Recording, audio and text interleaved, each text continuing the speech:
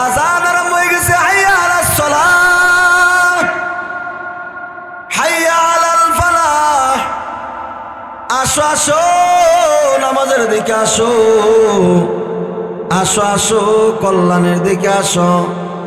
আল্লাহর বান্দা গোলাম সঙ্গে সঙ্গে দাঁড়ায় গেছে। বাবা গোলাম দাঁড়ায় ডাক দিয়ে বলে, মনিব। ওই যে আমার আসল মনিবের নাম ধরে ধরে মসজিদ থেকে আমাকে ডাকতেছে। যেই মনিবে উপরের আসমানটাকে ছড়ায় রেখেছেন, যেই মনিবে নিচের জমিনটাকে বিছায় রেখেছেন, যিনি সব চাইতে বড়, ওই যে আল্লাহু আকবার আল্লাহু আকবার, সব চাইতে বড় যিনি, তার কদমে হাজিরা দেওয়ার জন্য আমাকে ডাকতেছে। অমনিব আমাকে একটু অনুমতি দিবেননি? আমি মসজিদে যাইয়া আসরের 4 রাকাত নামাজ পড়া আমার মালিকের কদমে একটু হাজিরা দিয়ে আসবার চাই। অনুমতি দেন, আমি আসরের 4 রাকাত নামাজ পড়ে আসি। জমিদার মনে মনে চিন্তা করে, আমি নিজেই মুসলমান, এক ওয়াক্ত নামাজ পড়ি না, আরেকজন পড়তে চায়, তারও যদি অনুমতি না দেয় তাহলে তো আমি শয়তানের সাথে খারাপ হয়ে গেলাম। কথা ঠিক না ঠিক? এজন্য দেখবেন আমাদের সমাজে যদি কোনো বড় লোকের বাড়িতে, ধনী মানুষের বাড়িতে কোনো গরিব মানুষ কৃষক কাজ করে, চাকরি করে, আর কাজের মাঝখানে যদি মসজিদের মিনার থেকে আযানের আওয়াজ শুরু হয়ে যায়, আর ওই সময় যদি কর্মচারী যাইয়া মালিকের কাছে নামাজ পড়তে অনুমতি চায়, আর মালিক যদি কালেমাওয়ালা মুসলমান হয়, তাহলে নিজে নামাজ না পড়লেও কর্মচারীকে নামাজ পড়তে মানা করার সাহস, আর ডোজরা কোন সাহস। আর যদি মানা করেই ফেলায় তাহলে বুঝতে হবে এটা আসলে মুসলমান না, নামে খালি মুসলমান, এটা আসলে আবু জাহিলের খালাতো ভাই। জোরে কয় না? কথা ঠিক হইলে কইেন ঠিক, না হইলে কইেন যে হুজুর ভুল। কথা ঠিক না? ঠিক। কার খালাতো ভাই? আবু জাহিলের খালাতো ভাই। তো জমিদার মনে মনে চিন্তা করে, আমি নিজেই ফুরি না, এ যখন পড়তে চায় পড়ে আসো। জমিদার বললেন, যাও যাও গোলাম, তুমি নামাজ পড়ে আসো, আমি বাজারে গেলাম। আল্লাহর বান্দা জমিদার বাজারে চলে গেল, আর এই দিক দিয়া আল্লাহর বান্দা গোলাম মসজিদের ভিতরে ঢুকে গেছে। বাবা গোলাম মসজিদের ভিতরে ঢুকে আসরের 4 রাকাত নামাজ শেষ করলো। আসরের 4 রাকাত নামাজ শেষ করে গোলাম মসজিদ থেকে বের হয়ে আবার বাজারে গেল। বাজারে যাইয়া মনিবের কেনা চাউলের বস্তাটা গোলাম নিজের মাথায় উঠাই নিছে, আর বাজারের ব্যাগ গোলাম নিজের হাতে উঠাই নিছে। জমিদারের বাজার করা কমপ্লিট, বাজার করা শেষ। জমিদার তার গোলামকে নিয়ে এবার বাড়ির দিকে রওনা করলো।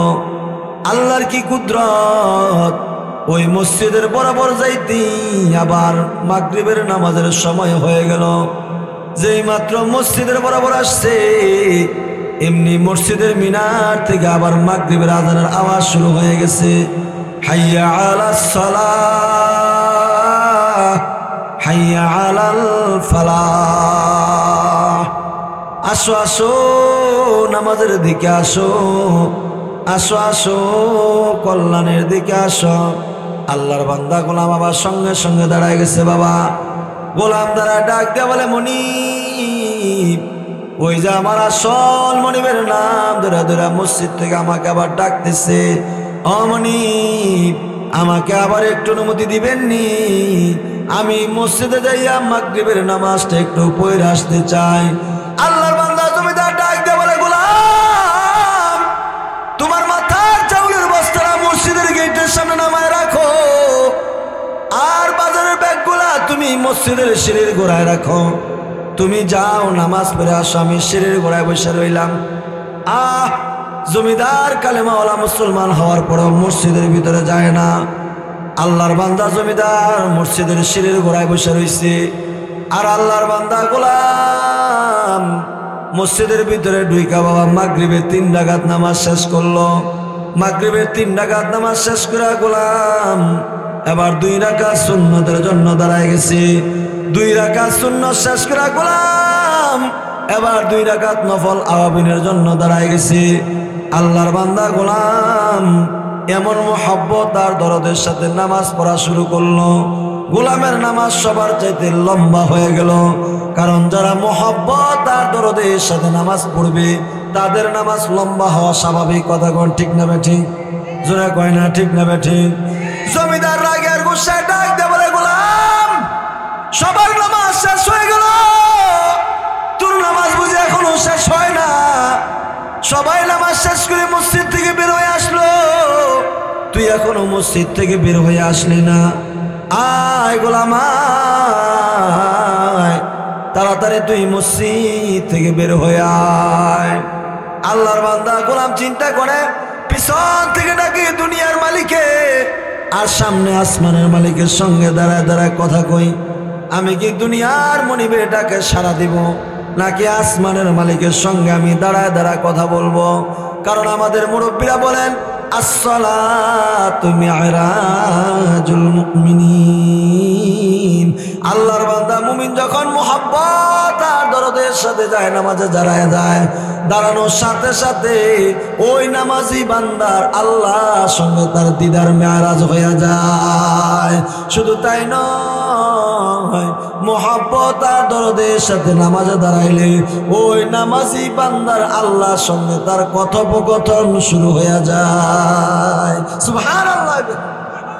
এখন আপনি প্রশ্ন করতে পারেন, হুজুর এই ওয়াজ আপনি করতে করলেন? 30-40 বছর যাবত মোটামুটি নামাজ পড়ি, একদিনও তো আল্লাহ আমার লগে কথা কইতে দেখলাম না, আমিও তো আল্লাহর লগে কথা কইতেলাম। ঠিক এমন প্রশ্ন আমাদের মনে আসে কি আসে না? জোরে কয় না। আসলে তো আমাদের নামাজে এমন মোহাব্বত আর দরদই নাই, কথা ঠিক নেবে ঠিক? আমাদের নামাজে এমন মোহাব্বত আর দরদই নাই। মোহাব্বত আর দরদ অনেক দূরের কথা। আমাদের সমাজের 100% মুসলমান তো 5 ওয়াক্ত নামাজই করে না, কথা কয় না। আপনাদের এই করইপুর না, করইপুর দক্ষিণ পাড়ার যত মুসলমান আছে সমস্ত মুসলমান কি 5 ওয়াক্ত নামাজ পড়ে?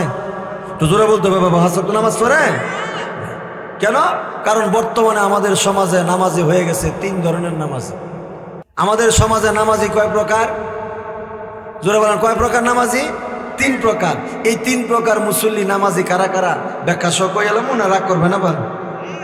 1 নাম্বার, আমাদের সমাজে যে নামাজি পাওয়া যায় তাদের নাম হচ্ছে রমজান আলী। চিনেননি? রমজান আলী চিনেন? আইতেছে এই এলাকাতে আসেনি? দেশ এলাকা তো হয়। সারা বছর দেখবেন এরা নামাজ পড়ার টাইম পায় না। যেই খালি রমজান মাস আসে, আরে বাপরে বাপ, মসজিদ বইরা, বারান্দা বইরা, ইমাম সাহেব চট দেন, মাঠের চট পর্যন্ত দেখবেন মুসল্লি দিয়া ফুল। যেই খালি 10 রমজান যাইবো চট করে গুল। জোরে কয় না, জোরে কয় না? হ্যাঁ যুবক ভাইরা, বনা করে তোমরা কইছি না তোমরা আই লাভ ইউ, তোমরা ভালোবাসি বল। কারণ আগে তো কুয়াশা, এই পিছনে না, পিছনে না, সামনে আই, সামনে আই। মাশাআল্লাহ, এই তো মাশাআল্লাহ, আল্লাহ তোমরা কবুল করো। এই যে জায়গায় আগে তো কুয়াশা পড়তো মুসল্লির গায়ে, এখন তো মুসল্লি বাগছে, কুয়াশা চট ভিজা যায়। কমিটির সেক্রেটারি কো, হুজুর চট জমায় থুয়ে দিন, আবার আগামী রমজান সে নামাইয়েন। যে 20 রোজা যায় বারান্দা খালি, যে 27 যায় 27 রাত্রে না মিষ্টি খাইয়া, মিষ্টি রস না মসজিদে ফালাইয়া, পিঁপড়ারে দাওয়াত দিয়া পরের 2 তারাবি খালি ইমাম সাহেবের মুয়াজ্জিন সাহেব।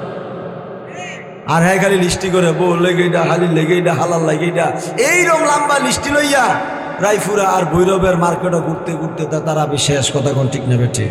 তবে এমন মুসল্লি আপাতত এই করইপুর এলাকাত মনে হয় নাই, আছে। তাদের নাম কি বললাম? রমজান আলী। 2 নাম্বার যে মুসল্লি, তাদের নাম হচ্ছে কদর আলী আর বরাত আলী।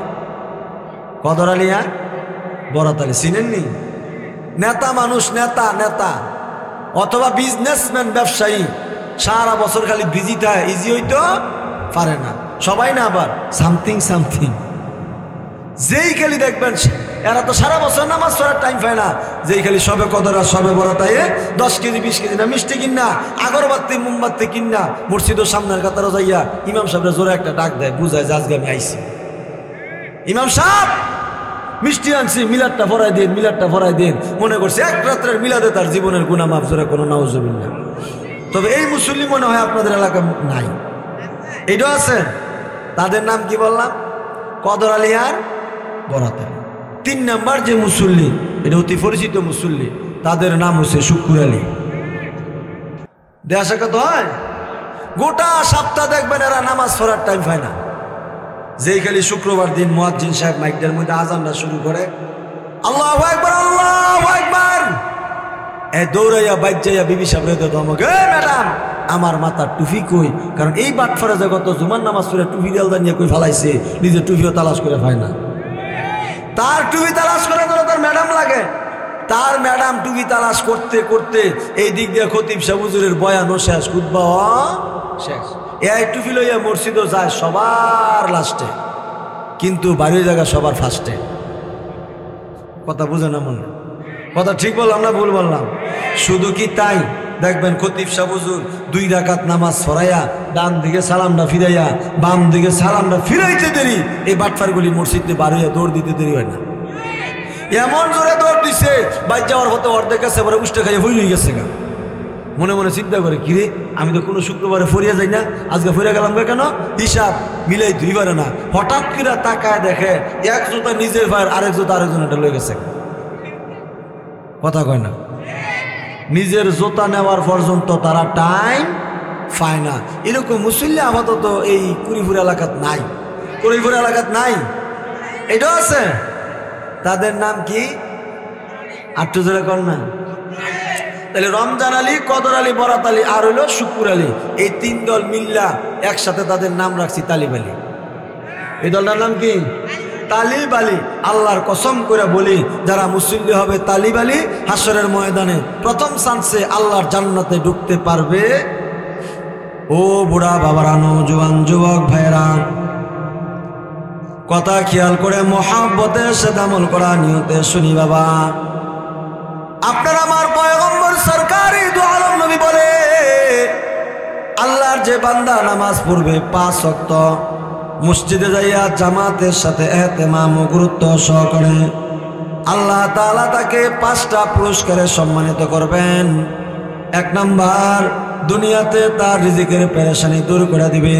2 নাম্বার, কবর আযাব মাফ করে দিবে। 3 নাম্বার, আমল নামা ডান হাতে দিবে। 4 নাম্বার, ফুলসিরাত বেজরাকারে পার করায় দিবে। 5 নাম্বার, এমন নামাজি বান্দাকে চিরদিনের জান্নাতের মালিকানা দিয়ে দিবে। এই জন্য নামাজ কয়েকত পড়তে হবে? জোরে কোনা কয়েকত? কয়দিন? একদিন না প্রতিদিন? আজকের থেকে মৃত্যু পর্যন্ত প্রতিদিন কারা কারা 5 ওয়াক্ত নামাজ পড়বেন? আল্লাহর দুটো হাত তুলে দেখাবেন ইনশাল্লাহ, ইনশাল্লাহ, ইনশাল্লাহ। আল্লাহ আমাদের সবাইকে 5 ওয়াক্ত নামাজ মসজিদে যাইয়া জামাতের সাথে পড়ার তৌফিক দান করো। সকলে জোরে বলেন, আর একটু জোরে কন। আচ্ছা, এইবার আমরা যে 5 ওয়াক্ত নামাজ পড়তে হবে ওয়াদা করলাম, 5 ওয়াক্ত নামাজ ইনশাল্লাহ পড়বো। মহিলাদের বেলায় মনে হয় 2 ওয়াক্ত নামাজ কম আছে। মহিলারা মোটামুটি 3 ওয়াক্ত বলে চলতো না, আছে কথা কয় না? মহিলারা কয়েকত?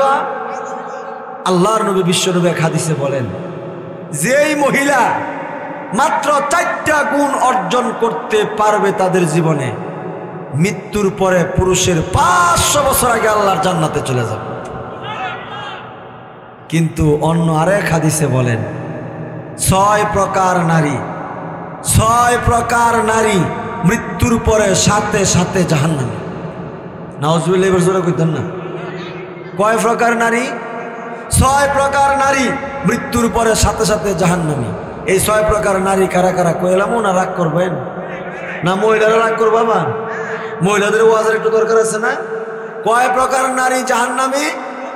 1 নাম্বার, আল্লাহ রসুল বলেন, যেই নারী, খেয়াল করেন, যেই নারী কথায় কথায় স্বামীর সাথে তর্ক করে এবং স্বামীকে অসম্মান করে, এই নারী মৃত্যুর পরে সাথে সাথে জাহান্নামী। এমন নারী আপাতত আমার মনে হয় রায়পুরা নাই। হ্যাঁ, আর যদি খালি বাপ হুদা মিথ্যা কথা, শুধু মিথ্যা কথা এই মোবাইলের দ্বারা কিনা দিবেন, দেখবেন বেশি দিন যাইতো না, এটা হিজরত করে আরেক জায়গায় গেছে। কথা কয় না? কথা কয় না? যুবক ছেলেকে দিবেন না বাইক, আর যুবতী মেয়েকে দিবেন না মোবাইল। এই দুটোটাই দুজনের জন্য ক্ষতিকর। কথা কন ঠিক না? ঠিক। আল্লাহ আমাদেরকে সহি বুঝ দান করুন। সকলে জোরে বলেন, আর একটু জোরে কন। নাম্বার 4, আল্লাহ রসুল বলেন, যেই মহিলা শরীর নাপাক হয়ে যাওয়ার পরে পবিত্রতা অর্জন করতে অলসতা করে এবং নামাজে ঘুরিমুষি করে, আমার রসুল বলেন এই মহিলাও মৃত্যুর পরে সাথে সাথে জাহান্নামী। 5 নাম্বার, আল্লাহ রসুল বলেন, যেই মহিলা ফারায় ফারায় গুইরা গীবত বলে। এই মহিলাও মৃত্যুর পরে সাথে সাথে জাহান্নামী। 6 নম্বর আল্লাহ রসুল বলেন, যে মহিলা অন্যের উপকার কইরা কথায় কথায় খোটা মারে, খোটা মারা বুঝেন তো আপনারা? কথায় কথায় কি মারে? খোটা মারে। এই মহিলাও মৃত্যুর পরে সাথে সাথে জাহান্নামী। এরকম মহিলার সংখ্যা আমাদের দেশে বর্তমানে খুব কম না খুব বেশি? আল্লাহ তাআলা আমার প্রত্যেকটা মা বোনদেরকে এই 6টা খারাপ গুণের থেকে বেঁচে থাকার তৌফিক দান করুন। আরেকটু জোরে কর না। আল্লাহ রসুল বলেন, এই 6টা খারাপ গুণের থেকে যে মহিলা বেঁচে থেকে মাত্র 4টা গুণ অর্জন করতে পারবে, মৃত্যুর পরে পুরুষের 500 বছর আগে আল্লাহর জান্নাতে চলে যাবে। 1 নাম্বার, যে মহিলা নামাজ পড়বে 5 ওয়াক্ত। 2 নাম্বার, যেই মহিলা রমজান মাসে রোজা রাখবে। 3 নাম্বার, যেই মহিলা স্বামীর মালের হেফাজত করবে। 4 নাম্বার, যেই মহিলা পর্দায় থাকবে। কিসে থাকবে? কিন্তু আমার মনে হয় বর্তমানে শতকরা 95% মহিলাদের মধ্যেই পর্দা নাই। আর তো এরকম, তবে ইদানিং বুরকাওয়ালি বাড়ছে আমাদের দেশে। কি বাড়ছে? বুরকাওয়ালি বাড়ছে, কিন্তু পর্দাওয়ালি বাড়ছে না। কথা কোন ঠিক নেবে ঠিক?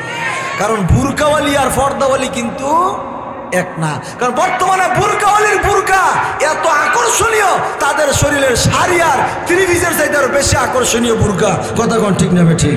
শুধু তাই নয়, বর্তমানে বুরকাওয়ালির বুরকা এত টাইট ফিট করে শরীরে বডিতে বানায় ফিট করে, যে বুরকাওয়ালির বুরকা পরার কারণে ওই সমস্ত মহিলাদের বুরকাওয়ালিদের শরীরের দাগ নম্বর, খুঁড়ির নম্বর, ফর্সা নকশা সব বোঝা যায়। জোরে কেন? কথা ঠিক বললাম না ভুল বললাম? এই জন্য বুরকাওয়ালি যাবে জাহান্নামে আর পর্দাওয়ালি যাবে জান্নাতে। কথা ঠিক নেবে ঠিক? তাই আল্লাহ তাআলা আমার প্রত্যেকটা মা বোনদেরকে বুরকাওয়ালি না পর্দাওয়ালি জিন্দগি যাপন করার তৌফিক দান করুন। সকলেই জোরে বলেন। আর একটু জোরে কর না। তো বলতেছিলাম, আমাদের নামাজ নামাজের মতো হয় না। আমরা আল্লাহর লগে কথা কইতেরি না, আল্লাহ কথা কয় না। কেন? আমাদের নামাজটা নামাজের মতো হয় না। কথা কোন ঠিক নেবে ঠিক? আমাদের নামাজে মহব্বত আর দরদ নাই। যদি মহব্বত আর দরদ থাকতো, আল্লাহর সঙ্গে বান্দার দিদার হয়ে যেত। যেরকম সুবহানাল্লাহ। শুধু তাই নয়, মহব্বত আর দরদের সাথে যদি কেউ নামাজ পড়ে, আল্লাহ তাআলা নিজের কুদরতের হাত দিয়া তাকে সমস্ত বিপদ আপদ মুসিবত থেকে হেফাজত করবে। যেরকম যেমন হেফাজত করছেন হযরত জুরাইজ রহমাতুল্লাহি আলাইহি। সহিহ বুখারীর ঘটনা।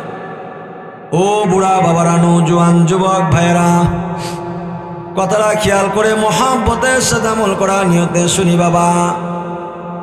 আপনার আমার পয়গম্বর সরকারি দু আলম নবী বলে, এই সাহাবীরা, আগের জমানায় একজন আল্লাহর এক পেয়ারা যুবক আবেদ বান্দা ছিল বনি ইসরাইলের জমানায়। ওই যুবক আবেদ বান্দার নাম হলো হযরত জুরাইজ। হযরত জুরাইজ রাহমাতুল্লাহি আলাইহি, তার ছোট্ট একটা ঝুপড়ি ছিল, ইবাদতখানা ছিল। ওই ঝুপড়ির ভিতরে সে সর্বদা ইবাদত বন্দেগী করত। সরকারে দু আলম নবী বলেন, এই সাহাবীরা, একদিন জুরাইজ তার ইবাদতখানার ভিতরে ঢুইকা যায় নামাজ বিছায়া মাত্র নামাজের নিয়তটা বাঁধছে। ঠিক ওই মুহূর্তে জুরাইজের মা দরজায় যায় ডাকাডাকি করতেছে, এ বাবা জুরাইজ, দরজাটা খোল বাবা, আমি তোর মা ডাকতেছি। জুরাইজ চিন্তা করে, সালাতি ওয়া উম্মি, একদিকে আমার মা আর একদিকে আমার মাওলা। আমি কি মা ডাকে সাড়া দিব নাকি আমার মাওলার সঙ্গে আমি দাঁড়ায় দাঁড়ায় কথা বলবো? হযরত জুরাইজ রাহমাতুল্লাহি আলাইহি মা ডাকে দরজা খুললো না, মোহাব্বত আর দরদের সাথে নামাজি পড়তেছে। জুরাইজের মা গোসায় আর রাগে চলে গেল। বাবা, আল্লাহর কি কুদরত! ঘটনাক্রমে দ্বিতীয় দিন আবার জুরাইজ রাহমাতুল্লাহি আলাইহি তার ছোট্ট ইবাদত খানার ভিতরে মাত্র যায় নামাজের উপরে দাঁড়ায়া নামাজের নিয়তটা বাঁধছে। ঠিক এমন মুহূর্তে জুরাইজের মা দরজায় যায় ডাকাডাকি করতেছে, এরে বাবা জুরাইজ, দরজাটা খোল বাবা, আমি তোর মা ডাকতেছি। জুরাইজ দরজা খোলে না। জুরাইজ মোহাব্বত আর দরদের সাথে নামাজি পড়তেছে। জুরাইজের মা গোসায় আর রাগে দ্বিতীয় দিনও চলে গেল। বাবা, আল্লাহর কি কুদরত! ঘটনাক্রমে তৃতীয় দিন আবার জুরাইজ রাহমাতুল্লাহি আলাইহি তার ইবাদতখানার ভিতরে যায় নামাজে দাঁড়ায়া মাত্র নামাজের নিয়তটা বাঁধছে। ঠিক ওই মুহূর্তে জুরাইজের মা দরজায় যায় ধাক্কায় ডাকাডাকি করতেছে, এরে বাবা জুরাইজ, দরজাটা খোল বাবা, আমি তোর মা ডাকতেছি। দরজা খুলা তোর মায়ের চেহারাটা একবার দেখ রে বাবা। জোরাইজ চিন্তা করে সালাতি ওয়া উম্মি, একদিকে আমার মা আর একদিকে আমার মাওলা। জোরাইজ রহমাতুল্লাহি আলাইহি মুহাব্বত আর দরদের সাথে নামাজ পড়তেছে। তৃতীয় দিনও দরজা খুললো না। এবার জোরাইজের মা গোসার আগে বদদোয়া করে ফেললো, বাবা জোরাইজ রে, দরজাটা খোলা মার চেহারাটা একবার দেখতে পারলি না? আল্লাহ যেন তোর মৃত্যুর আগে তোর একটা বেশ্যার চেহারা দেখায় দেয়। নাউজুবিল্লাহ। দরজা খোলা মার চেহারা দেখতে পারলি না, আল্লাহ যেন তোর একটা বেশ্যার চেহারা দেখায় দেয়। এই জোরাইজের মা বদদোয়া করতে দেরি, আল্লাহ কবুল করতে দেরি হয় নাই। সুবহানাল্লাহ। কারণ দুনিয়ার জমিনে এমন কিছু প্রকারের লোক আছে যাদের দোয়া আর বদদোয়া ডাইরেক্ট আল্লাহর কাছে কবুল হয়ে যায়। সুবহানাল্লাহ। তার মধ্যে সব তো এখন আর বলবো না, তার মধ্যে একটা হলো মা বাবার দোয়া। মায় দোয়া করলো কবুল, মায় বদদোয়া করলো কবুল। মার দোয়ায় আল্লাহর ওলি হওয়া যায়, আবার মার বদদোয়ায় জাহান্নামেও যাওয়া লাগে। কথা কোন ঠিক না ঠিক? হযরত বাইজিদ বুস্তামি আল্লাহর ওলি হয়েছে কার দোয়ায়? আরো জোরে বলতে হবে কার দোয়ায়? আর বাইজিদের যোগে একজন হারুন জাহান্নামে গেছে শুধুই মাত্র মার বদদোয়ায়। ওয়াজ করুনি আল্লাহর নবীর গায়ের জুব্বা হাদিয়া পাইছে মার খেদমত করে, মার দোয়ায়। কথা কোন ঠিক না ঠিক? এই জন্য মা বাবার দোয়াও কবুল, মা বাবার বদদোয়া কবুল। এই জন্য কখনো ভাই যাদের মা বাবা আছে, আমার তো দোনোজন আছে আলহামদুলিল্লাহ। কার কার মা বাবা আছে একটু হাত তুলে দেখান। একজন থাকলেই ছেলে, দুইজন আছে অথবা একজন আছে, আছে আমাদের সবার মা বাবা। ওয়াদা করেন, নিয়ত করেন, আর মা বাবার মনে কখনো কষ্ট দিব, নিয়ত করেন, নিয়ত করেন ইনশাল্লাহ, ইনশাল্লাহ মা বাবার মনে কখনো কষ্ট দিব না। কারণ মায় দোয়া করলো কবুল, মায় বদদোয়া করলো কবুল হয়ে যায়। জোরাইজের মায় তো বদদোয়া করে লাইছে, বাবা জোরাইজ রে, মার চেহারা দেখতে পারলি না দরজা খুলা, আল্লাহ যেন তোর একটা বেশ্যার চেহারা দেখায় দেয়।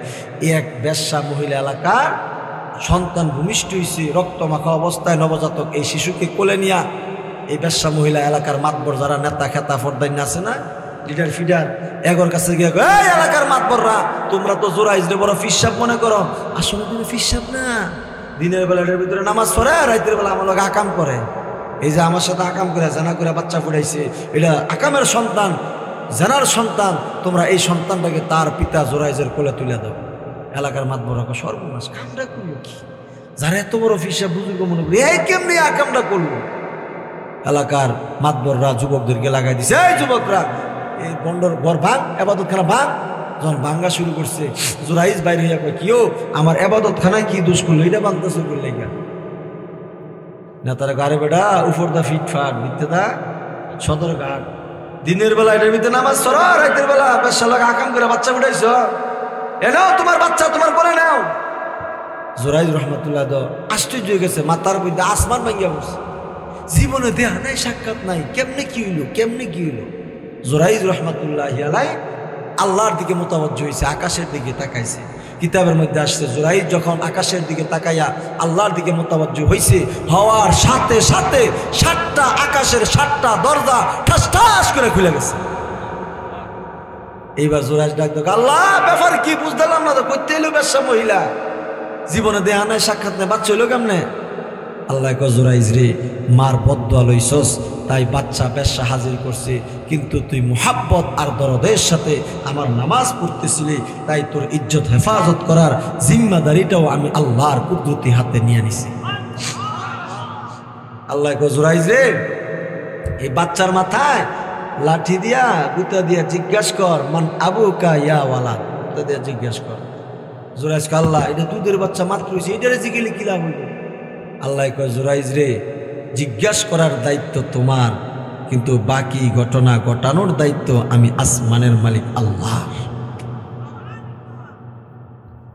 ও বুড়া বাবারা, নওজোয়ান যুবক ভাইরা, কথা খেয়াল করে মহাব্বতের সাথে আমল করা নিয়তে শুনি বাবা। হাজার হাজার দর্শক জমা হয়ে গেছে, জোরাইজের কি বিচার হয়? ঠিক এমন মুহূর্তে জোরাইজ তার লাঠি দিয়া বাচ্চার মাথায় গুতা দিয়া জিজ্ঞাসা করে, মান আবুকা ইয়া ওয়ালাদ, এই বাচ্চা তাড়াতাড়ি কর, তোর বাপের নাম কি? যেই মাত্র গুতা দিয়া জিজ্ঞাসা করলো, আল্লাহ তাআলা সাথে সাথে ওই দুধের বাচ্চার কুদরতে জবান খুলে দিল।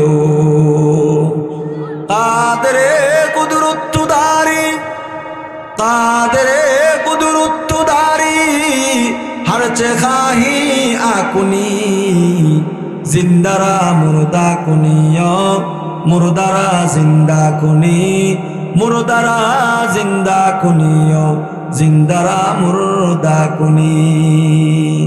कादरे कुदरतदारी, कादरे कुदरतदारी, हर खाही आकुनी जिंदारा मुर्दा कुनियो मुर्दारा जिंदा कुनी जिंदारा मुर्दा कुनियो मुर्दारा जिंदा कुनी। আমার আল্লাহ দুধের বাচ্চাকে দিয়া কথা বলাইতে পারে কি পারে না? হ্যাঁ জোরে বলতে হবে, পারে কি পারে না? আল্লাহ তাআলা পৃথিবীর ইতিহাসে তিনজন দুধের বাচ্চাকে দিয়া কথা বলাইছে। তার মধ্যে একজন হলো বনি ইসরাইলের জামানা এই জুরাইজের দুধের বাচ্চা। জুরাইজের আমার এই দুধের বাচ্চা যেই মাত্র গুতা দেয়া জিজ্ঞাসা করলো, আল্লাহ তাআলা জবান তার খুলে দিল।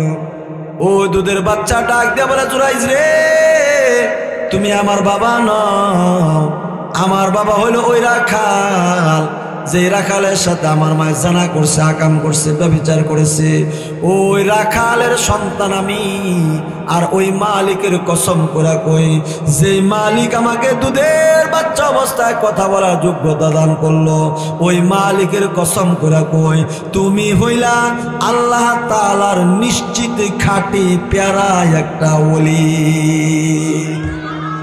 এবার এলাকার মাত বলে, কিরে কারগর বাংলি, সর্বনাশ, এটা ভুল জায়গা দাঁত দিছ। এবার যে এলাকার মাতবররা জোরাইজের ইবাদত খানা ছিন্ন শীর্ণ ভাঙ্গা চূড়া এটাকে ভাঙছিল, সব মাতবর মিল্লা এবার জোরাইজের ইবাদত খানাকে স্বর্ণ দিয়ে বাইন্ধা দিছে। জোরা কন্যা সুবহানাল্লাহ। এবার কি দিয়ে বানাই দিছে? স্বর্ণ দিয়ে ঘর বানাই দিছে। এজন্য বাবাজির আমার, বন্ধুরা আমার, মহব্বত আর দরদের সাথে নামাজ পড়তে হবে। ওই যে আল্লাহর বান্দা গোলাম মসজিদে নামাজ পড়তেছে, আর আল্লাহর বান্দা জমিদার কালেমাওয়ালা আল্লাহর ঘর মসজিদের সিঁড়ির গোড়ায় বসে রয়েছে, মনে আছেন নাই না বুঝলা গেছেন গা? জমিদার সিঁড়ির গোড়ায় বসে রয়েছে, আর আল্লাহর বান্দা গোলাম 2 রাকাত আওয়াবিনের নফল নামাজ শেষ করে আরো 2 রাকাতের জন্য দাঁড়াইছে।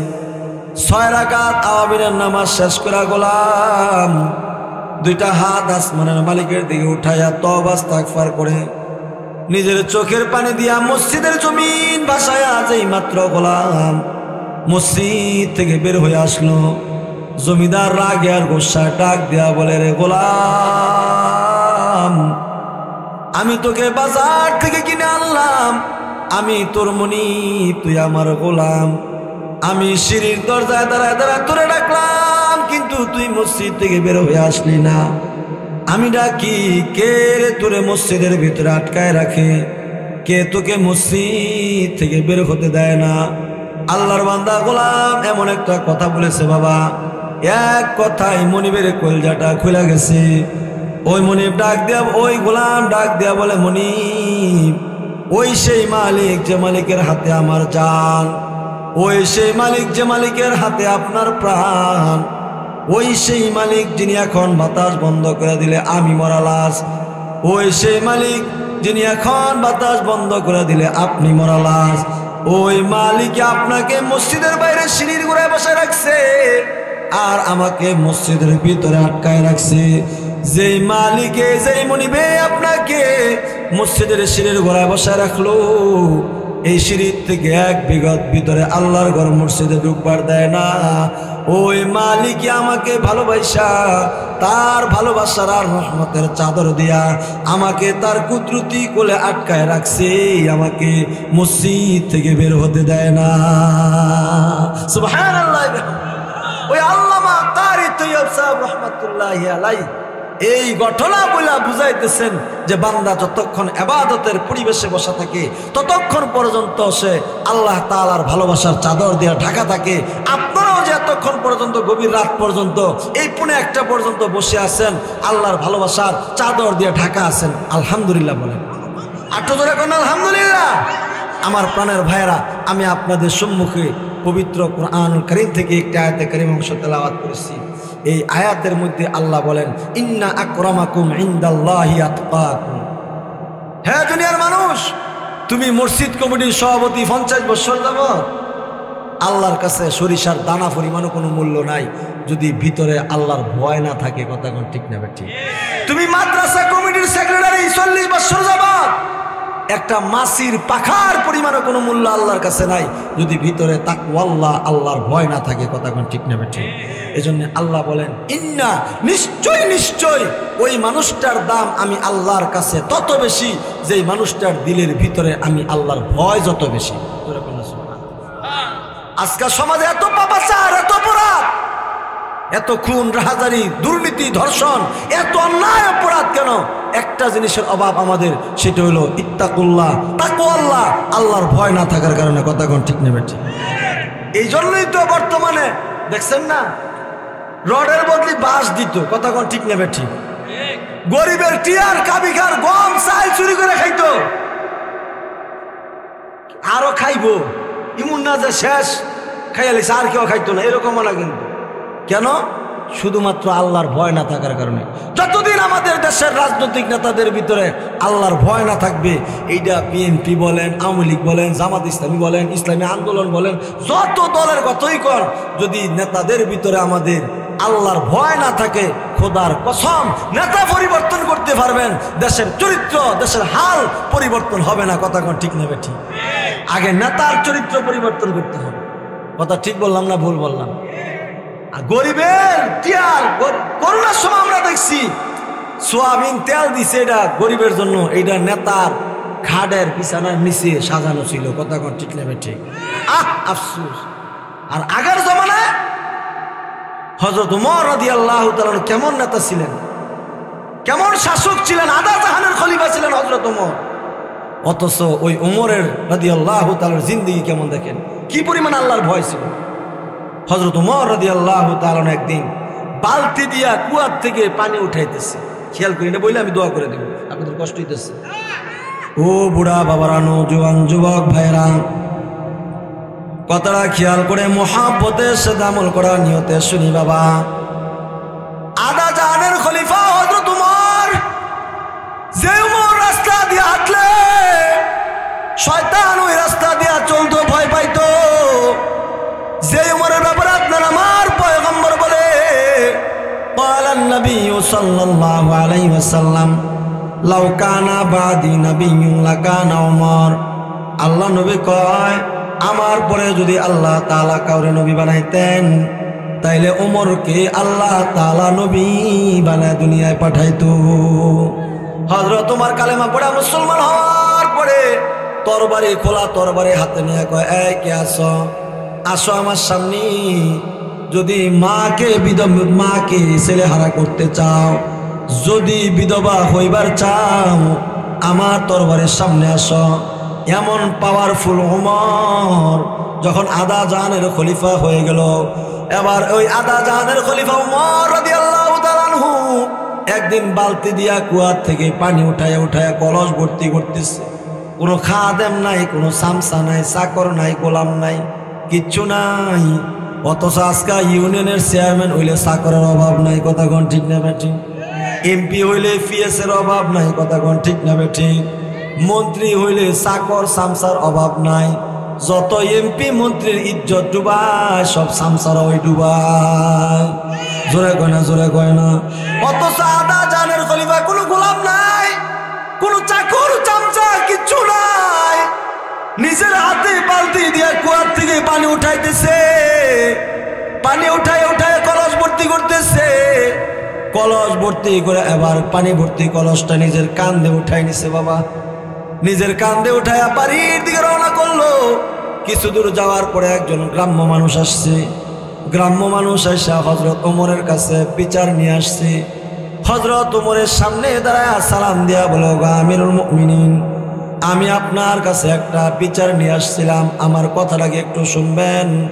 হযরত ওমর সঙ্গে সঙ্গে দাঁড়ায় গেছে। বাবা হযরত ওমর বলে, আগে তোমার কথা শুনবো, তারপরে আমি আমার কাজ করব। আগন্তুক লোকটা বলতেছে, বলতেছে, ওগো আমিরুল মুমিনিন, মেহেরবানি করে যদি কলসটা একটু কাঁধের থেকে মাটির উপরে নামাইতেন, মাটিতে নামায় রাইখা আরামসে তারপরে আমার কথাগুলো যদি একটু শুনতেন। হযরত ওমর বলেন, আরে ভাই না না, কলসটা কাঁধের থেকে নামানোর দরকার নাই, কলসটা আমার কাঁধেই থাক। এবার আগন্তুক ব্যক্তি মনে মনে ভাবতেছে, আমি গরিব মানুষ, তাই আমার কথার বুঝি কোনো মূল্য নাই।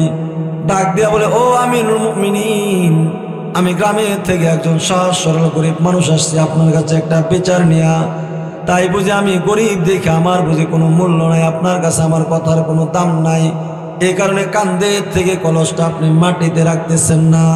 এই কথাটা শোনার সঙ্গে সঙ্গে আমিরুল মুমিনিন হযরত ওমরের দুটা চোখ দিয়া টপ টপ করে পানি বের হয়ে গেছে বাবা। হযরত ওমর কান্দে আর ডাক দিয়া বলে, পারে বাইরে ভাই না না, তুমি গ্রামে থেকে আসছো, গরিব মানুষ, তোমার কোনো মূল্য নাই, এজন্য নয়। নজর করে তাকায় দেখো না, আমার যে কাঁধের মধ্যে কলসটা রয়েছে, এই কলসের মধ্যে আমি বালতি দিয়া পানি ভর্তি করার কারণে কলসের চতুর্পাশ দিয়া গড়ায়া গড়ায়া পানিগুলা কলসের তলায় চলে গেছে। এই ভিজা তলাওয়ালা কলসটা যদি এবার আমি আমার আরেকজন মুমিন ভাইয়ের জমির উপরে রাখি, আর ওই ভিজা কলসের তলার বাহানায় যদি আরেকজন মুমিন ভাইয়ের জমিনের এক মুঠ মাটি আমার কলসির তলায় লাইগা যায়, আর ওই এক মুঠ মাটি যদি আমার বাড়ি নিয়ে যায়, হাসরের ময়দানে আল্লাহর আদালতে যদি আল্লাহ আমাকে জিজ্ঞাসা করে, ওমর রে, আমিরুল মুমিনিন বানাইছিলাম তাই ক্ষমতার পাওয়ার দিয়া ভিজা কলসের তলার বাহানায় আরেক মুমিন ভাইয়ের কেমন করে এক মোট মাটি তোর বাড়ি লইয়া গেলি রে, বলো না, ওই দিন আমি আল্লাহর আদালতে কেমন করে জবাব দিব। এজন্যে ভিজা তলার মধ্যে যেন এক মুঠ মাটি আমার বাড়ি না যায়, এই আল্লাহর ভয়ের কারণে আমার কলসটা আমি আরেক মুমিন ভাইয়ের জমিনে রাখতেছি না। এবার বলো, তুমি কি বিচার নিয়ে আসলাম? আগন্তুক বলে, ওগো আমিরুল মুমিনিন, আমার আর কোনো বিচার লাগবে না, আমিও আপনার কাছে জমিন মাপার বিচার নিয়ে আসছিলাম। আমার পাশের এক ভাই আমার জমিন দখল করছে, আমিও মনে মনে ভাবছিলাম আমিও তার পাশের জমিনটা দখল করব, কিন্তু আপনার কাছে এসে যে তাকওয়া দেখলাম যে এক মুঠ মাটির হিসাবও নাকি আল্লাহর আদালতে আসরের ময়দানে দেওয়া লাগবে। ও আমিরুল মুমিনিন, এক মুঠ মাটির হিসাবও যদি হাসরের ময়দানে আল্লাহর আদালতে দেওয়া লাগে, তাইলে এত এত জমিন যে জবরদখল করতেছে, আত্মসাৎ করতেছে, এর হিসাব আল্লাহর কাছে কেমন করে দেওয়া যাবে? এজন্য আমার আর কোনো বিচার নাই। আমি মনে মনে সিদ্ধান্ত নিয়ে নিলাম, আপনার দিলের তাকওয়া দেখা, আপনার খোদা ভীতি দেখে আমি শিক্ষা নিয়ে গেলাম। আমি এই শিক্ষা গ্রহণ করলাম, আমার পাশের ভাই যদি আমার সমস্ত জমিন দখল করে লায় ক্ষমতার পাওয়ার দিয়া, অথবা যে কোনোভাবে আমি পাশের ভাইয়ের এক আঙ্গুল জমিন দখল করব না, কারণ এক মুঠ মাটির হিসাবও নাকি আল্লাহর আদালতে দেওয়া লাগবে। সুবহানাল্লাহ বিহামদি। এটার নাম হইল তাকওয়া, এটার নাম হলো খোদার ভয়। আর আজকে আমাদের সমাজে দেখবেন এক একজনের এক কানি দুই কানি, এক গুন্ডা দুই গুন্ডা জমিন দাদারসে দখল করতেছে। কথা কোন ঠিক নেবে ঠিক? হ্যাঁ জোরে বলেন, ঠিক নেবে ঠিক? লাঙ্গল যখন হাল চাষ করে দেখবেন লাঙ্গলের সামনে কুড়িয়া, এটার কি কয়, কুড়ি কয় না, লাঙ্গলের আঙ্গুল দেশে কুড়ি শিখবো, দেখবেন একটু ঘুরায় দেয়, লাইনটা নিয়ে একটু কাইটা আমার জমিনটা নিয়ে বাড়ানো যায়। কথা কোন ঠিক নেবে ঠিক? কি হিসাব দিবেন আল্লাহর আদালতে? এই জমিন বাড়াইতেছেন কার জন্য বাড়াইতেছেন? সন্তানের জন্য? আপনার আমার মৃত্যুর পরে তো সন্তান চোখের পানি ফেলা কাঁদবে না হাসরের ময়দানে। এই সন্তান, আমার এই স্ত্রী জাহান্নামে যাওয়ার কারণ হয়ে দাঁড়াবে। কথা কোন ঠিক নেবে ঠিক? এজন্য আপনাদের দুইটা পায়ে ধরে বলি, কারো জমিন দখল করা যাবে না, কারো সম্পত্তি জবরদখল করা যাবে না। আজকে আমরা বোনের সম্পদ মেরে খাই, বাপের থেকে যে সম্পদ বোনে খায়, এই সম্পদ বোনের দিতে আমাদের কলজার মধ্যে ফোড়ায়। কথা কোন ঠিক নেবে ঠিক? বাতিজার সম্পদ, এতিম বাতিজার সম্পদ, ছোট ভাই মারা গেছে, ওই বাতিজার সম্পদ এখন মেরে খাওয়ার মতো বড় ভাই আমাদের সমাজে আছে না নাই? হ্যাঁ যেরকম আছে না নাই? সমাজে এটা হইতেছে কি হইতেছে না? আফসোস। এই জন্য ভাই তওবা করেন, যা করছি জীবনে মাপ চান, আল্লাহর কাছে তওবা করি। আল্লাহ তাআলা যেন আমাদেরকে এই কথাগুলোর উপর আমল করার তৌফিক দান করেন। সকলে জোরে বলেন আমিন।